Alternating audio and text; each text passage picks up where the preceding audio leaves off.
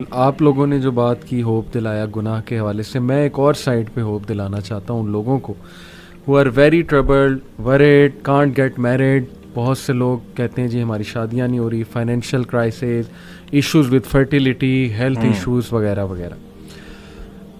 ابو ذر غفاری رضی اللہ عنہ کہتے ہیں کہ نبی صلی اللہ علیہ وسلم نے فرمایا Indeed I know a verse to which if the people held on it would be sufficient for them. صحیح حدیث. کون سی ورس؟ وَمَن يَتَّقِ اللَّهَ يَجْعَل لَّهُ مَخْرَجًا وَيَرْزُقْهُ مِنْ حَيْثُ لَا يَحْتَسِبُ وَمَن يَتَوَكَّلْ عَلَى اللَّهِ فَهُوَ حَسْبُهُ. اور ابن عباس رضی اللہ عنہ کہتے ہیں کہ رسول اللہ صلی اللہ علیہ وسلم نے کہا after reciting the above verse, if the people were to apply this verse in their daily lives they would be free from all the doubt and distress of the world, the distress of death and the distress of the doomsday. اور پھر ایک اور حدیث ہے O my servants, were the first of you and the last of you, the human of you and the jinn of you, to rise up in one place and make a request of me. And were I to give everyone what he requested, that would not decrease what I have any more than a needle decreases the sea if put into it. This is Allah subhanahu wa ta'ala. غالباً یہ حدیث قدسی ہے. حدیث قدسی ہے کہ مانگو، کھل کے مانگو. کتنا انڈر ایسٹیمیٹ تم اللہ کو کر رہے ہو، اتنا چھوٹا مانگ رہے ہو. کھل کے مانگو. اللہ تعالیٰ لارڈ آف دا امپاسبل ہے. میں یہاں پر ایک واقعہ سنانا چاہتا ہوں دل کو نرم کرنے کے حوالے سے. اسی آیت سے ریلیٹڈ مجھے یاد آیا. ڈاکٹر ایشان کا واقعہ ہے اور مفتی مینک نے غالباً سنایا تھا، یا بہرحال واقعہ اوتھینٹک ہے، یوٹیوب پر بڑا مشہور یہ واقعہ.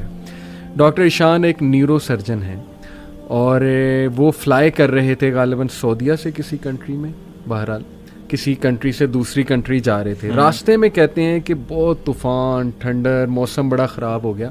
جہاز ایک جگہ رک گیا، ایک ایئرپورٹ پہ بیچ میں. میں نے بڑی ریکویسٹ کی کہ یار مجھے پہنچنا ہے وہاں، میرا بڑا امپورٹنٹ کمٹمنٹ ہے، آپریشن ہے وغیرہ وغیرہ. تو پائلٹ نے کہا کہ نہیں ہم نہیں لے جا سکتے، آپ یہ ہے کہ کوئی کار کرا کے، جیپ کرا کے چلے جائیں، وہ قریب ہی ہے جگہ، اتنی کو دور اب نہیں رہی. کہتے ٹھیک ہے. ہم نے گاڑی کرائی، گاڑی کرا کے ہم جا رہے ہیں تو طوفان مزید تیز ہو جاتا ہے اور ہم اتفاقاً ایک گھر کے سامنے رکتے ہیں. وہاں پہ میں نوک کرتا ہوں تو ایک بوڑھی اماں باہر نکلتی ہے، بڑی کائنڈ تھی. ہم نے اسے کہا جی ہمیں اندر آنے دیں، بارش بہت ہے، ہم ذرا تھوڑا دیر رک کے چلے جائیں گے. ہم نے اپنے آپ کو فریش کیا. دیکھتے کیا ہیں کہ ایک بچہ زمین پر لیٹا ہوا ہے گدے پر، اور وہ بوڑھی اماں بار بار اس کے سر کو دبا رہی ہے اور بڑا پریشان ہے اس کے بارے میں. کہتے میں نے پوچھا کہ کیا مسئلہ ہے اس بچے کو، تو انہوں نے کہا کہ اس کا کوئی برین کا مسئلہ ہے یا ایسی کوئی پرابلم ہے جو بہت مشکل ہے یہاں کے ڈاکٹرز کے لیے. تو انہوں نے کہا مجھے بتائیں، میں بھی ڈاکٹر ہوں، میرے بڑے واقفیت ہے. تو بوڑھی عورت نے کہا کہ ہاں ہمیں ڈاکٹرز نے ایک بڑے مشہور ڈاکٹر کا نام بتایا، تو لیکن یہ کہ نہ میرے پاس ریسورسز ہیں، نہ میں کوئی مطلب کانٹیکٹ کر سکتی ہوں اس سے. یہ بچہ یتیم بھی ہے، میں اس کی دادی ہوں، اس کی ٹیک کیئر کر رہی ہوں. اس نے کہا مجھے بتائیں، میں اس ڈاکٹر کا پتہ کروں گا. You have been so kind to me. She said کہ ڈاکٹر ایشان. اللہ اکبر. وہ کہتے ہیں کہ اسی وقت مجھے رونا آ گیا. اور انہوں نے کہا کہ آپ کیا مطلب کر رہی تھی، آپ اللہ سے دعائیں کر رہی تھی، کیا تھا ایسا کہ اللہ مجھے یہاں پر لے آیا؟ ہی سیڈ کہ پتہ نہیں، میں تو بس استغفار بہت کرتی تھی، استغفر اللہ استغفر اللہ. اور میں اللہ سے کہتی تھی کہ اللہ ہم تو نہیں جا سکتے، بس کسی طرح تو ذریعہ بنا دے، یہ بچہ تیرے سامنے ہے. تو حدیث ہے نا کہ جو استغفار بہت کرتا ہے اللہ اس کے لیے ایسے ایسے راستے بناتا ہے کہ وہ بندہ سوچ میں نہیں سکتا. تو اللہ کی فوج کو انڈر ایسٹیمیٹ نہ کریں. اللہ کی فوج میں پھر کیا کیا چیزیں ہیں یہ آپ سوچ میں نہیں سکتے. اللہ نے کس طرح انہیں وہاں لانا ہے، کیسے لانا ہے، کیسے آپ کی مدد کرنی ہے. وہی وَمَن يَتَّقِ اللَّهَ يَجْعَل لَّهُ مَخْرَجًا.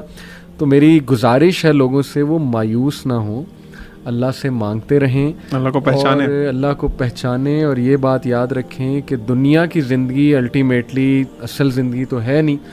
یہاں جو مل جائے اس پہ الحمدللہ گریٹفل، جو نہ ملے وہ اللہ سے ہی مدد مانگیں کہ اللہ مجھے تقویت دے، اے اللہ مجھے پرسپیکٹیو دے، اے اللہ مجھے وزڈم دے، سکت دے.